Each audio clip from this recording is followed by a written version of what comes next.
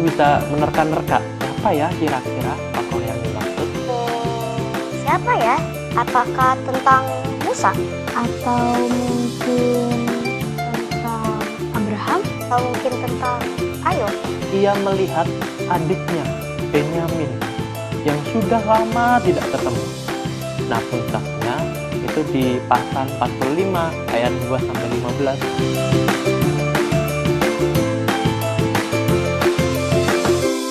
Halo teman-teman di rumah, selamat datang kembali di Podcast Anak GKI Pondok Indah. Podcast kali ini bertema bersakit-sakit dahulu, bersenang-senang kemudian. Dan seperti biasa, kita kenalan dulu nih sama teman-teman yang ada di rumah. Halo teman-teman, nama saya Ziva dan teman saya Kira. Selain kami berdua, ada juga dua kakak-kakak spesial yang akan membantu kami berbicara atau ngobrol tentang tema podcast hari ini. Silahkan kenalan dulu, Kak. Ya, terima kasih Kira, terima kasih Siva. Adik-adik di rumah juga, perkenalkan saya Kak Diki, saya adalah guru sekolah minggu GKI Pondok Indah. Terima kasih Kak Diki. Oh iya, kalau boleh tahu, kakak di sekolah minggu mengajar kelas apa dan sudah berapa lama? Ya, kakak di sekolah minggu itu sudah mengajar hampir sekitar 14 tahun adik-adik. Kakak pernah mengajar di kelas 5, pernah di kelas 6. Sekarang kakak ngajar tuh di kelas 3. Tapi setahun terakhir kakak itu PIC ibadah. Jadi kakak lebih banyak di luar kelas. Kakak memastikan semua kelas, semua kakak-kakak sekolah minggu tuh siap menyambut anak-anak sekolah minggu. Wah, sudah cukup lama ya Kak Diki mengajar di sekolah minggu. Pasti sudah banyak sekali pengalaman yang didapat selama mengajar di sekolah minggu. Terima kasih ya Kak, dan setia selalu untuk mengajar adik-adik di sekolah minggu GKI Pondok Indah. Ya, sama-sama Kira. Nah, sekarang kita beralih ke kakak yang satunya ini. Siapa ya kakak yang satu ini? Yuk kita berkenalan juga, silakan Kak untuk memperkenalkan diri. Ya, terima kasih Ziva, terima kasih Kira. Halo adik-adik di rumah. Nama kakak Riko. Kakak melayani di GKI Pondok Indah sebagai mahasiswa praktik dari Universitas Kristen Duta Wacana Yogyakarta. Terima kasih ya Kak, dan kalau boleh tahu, seperti apa kegiatan kakak di GKI Pondok Indah? Kegiatan kakak di sini mostly melayani, mimpin, misalnya persekutuan doa pagi, kebaktian remaja, kebaktian pemuda, sekolah minggu, terus kadang-kadang jadi moderator untuk seminar ataupun jadi MC, atau kadang-kadang juga jadi mengiring musik dan yang lain-lain. Seperti itu ya Kak. Cukup banyak ya kegiatan yang kakak lakukan. Terima kasih Kak, semangat selalu ya. Ya, sama-sama. Terima kasih juga. Kak, tema podcast kita kali ini adalah bersakit-sakit dahulu, bersenang-senang kemudian. Sepertinya sering kita dengar ya?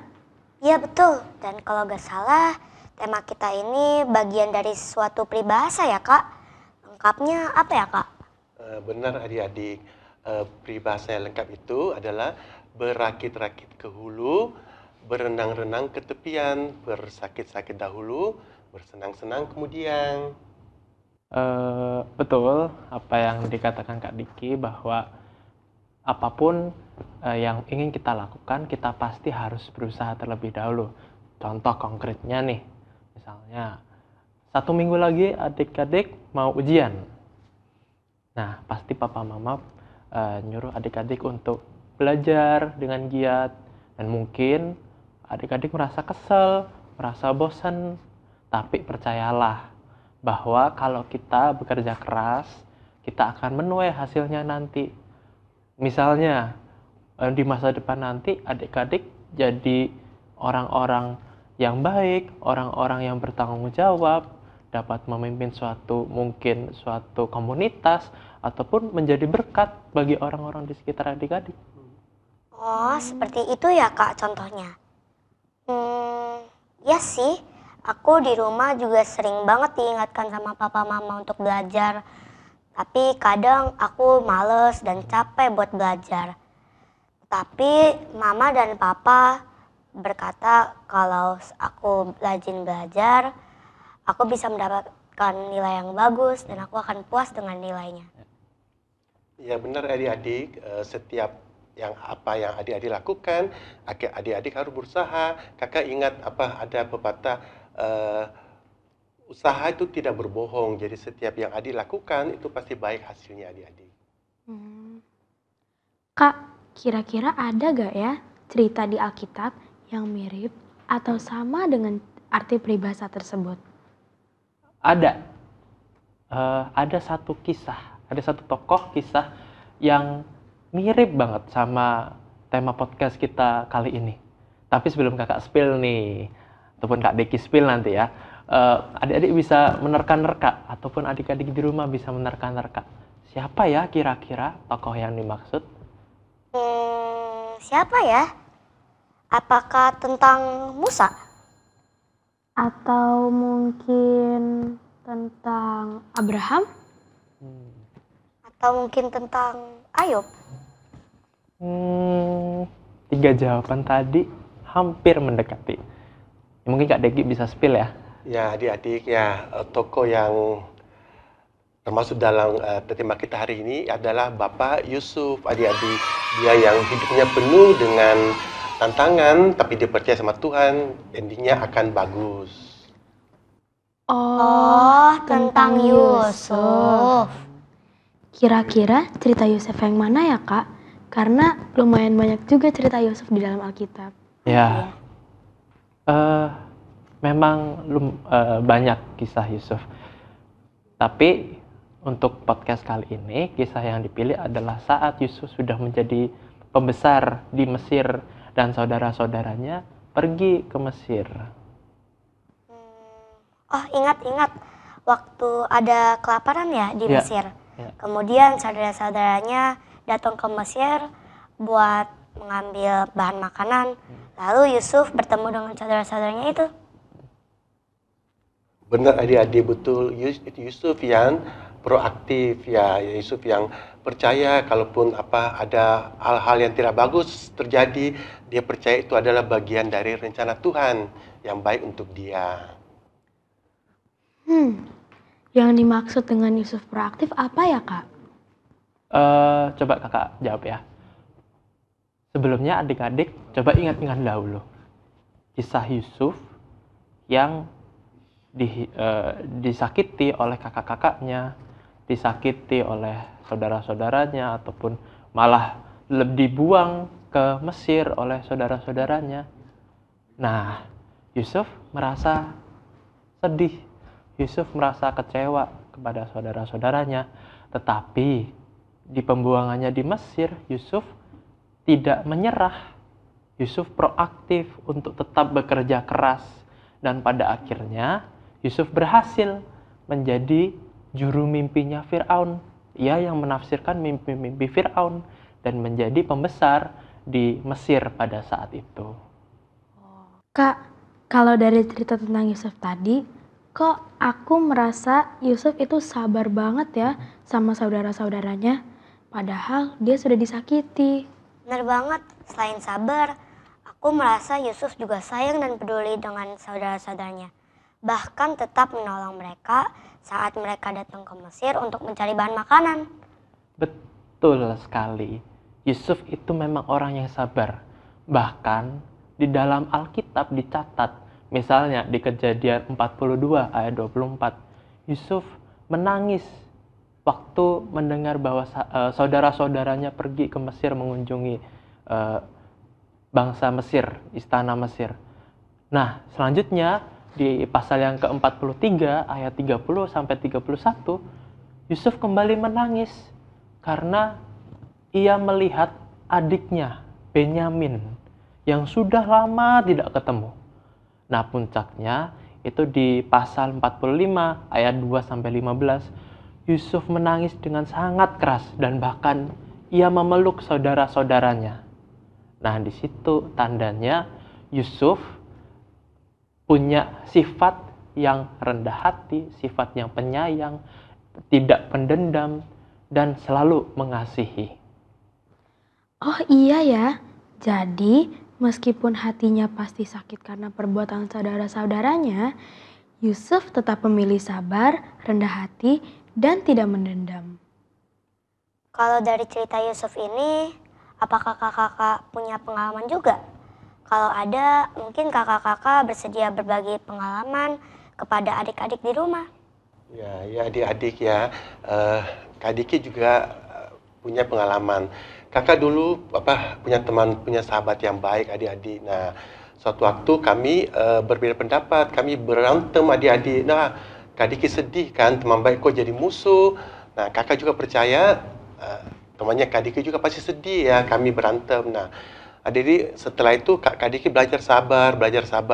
Terus Kak Diki terus berdoa, Tuhan Engkau damaikan kami kembali. Nah, adik-adik ketika Kak Diki bersabar, suatu waktu tak terasa kami sudah berteman kembali adik-adik. Jadi Kak adik-adik bawa dalam doa setiap masalah, pasti Tuhan membimbing adik-adik.